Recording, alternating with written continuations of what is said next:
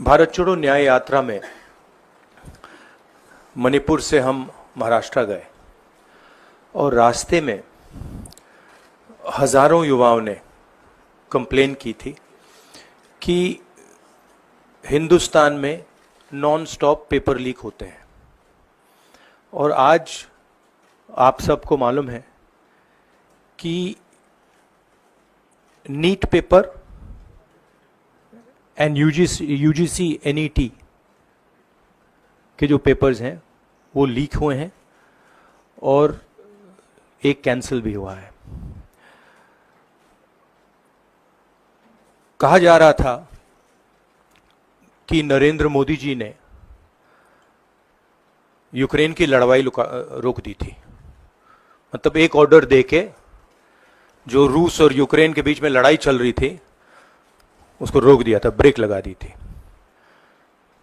Israel और Gaza के बीच में जो लड़ाई चल रही थी उसको भी नरेंद्र मोदी जी ने रोक दिया था। मगर किसी ना किसी कारण जो हिंदुस्तान में पेपर लीक हो रहे हैं उसको नरेंद्र मोदी रोक नहीं पा रहे हैं या रोकना नहीं चाहते हैं। नुकसान स्टूडेंट्स का होता है। जो हिंदुस्तान के स्टूडेंट्स हैं, मैं जानता हूं कि आप इन एग्जाम्स के लिए महीनों सालों काम करते हो। ये आपका फ्यूचर है और आपके फ्यूचर से खिलवाड़ किया जा रहा है। मध्य प्रदेश में व्यापम हुआ और अब उस व्यापम को नरेंद्र मोदी जी और उनकी सरकार पूरे देश में फैलाने का काम कर रही है। मैं इंस्टीट्यूशनल कैप्चर की बात करता हूं, मीडिया की बात करी, अलग अलग हिंदुस्तान के जो संस्थाएं हैं उनकी बात की। यही एजुकेशन इंस्टीट्यूशंस में हो रहा है। पेपर लीक का कारण है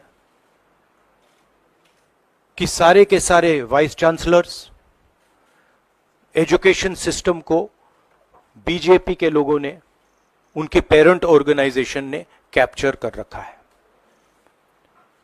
जब तक ये कैप्चर रिवर्स नहीं किया जाएगा तब तक पेपर लीक चलता जाएगा।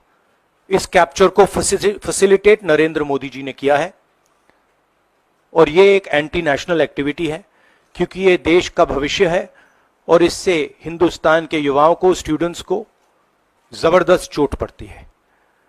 इंक्वायरी चल रही है, एक को आपने कैंसिल कर दिया है, अब पता नहीं दूसरे को कैंसिल किया जाएगा या नहीं किया जाएगा, बट कोई ना कोई तो इसके लिए जिम्मेदार है और उनको एकदम पकड़ा जाना चाहिए और उन पे एक्शन लिया जाना चाहिए।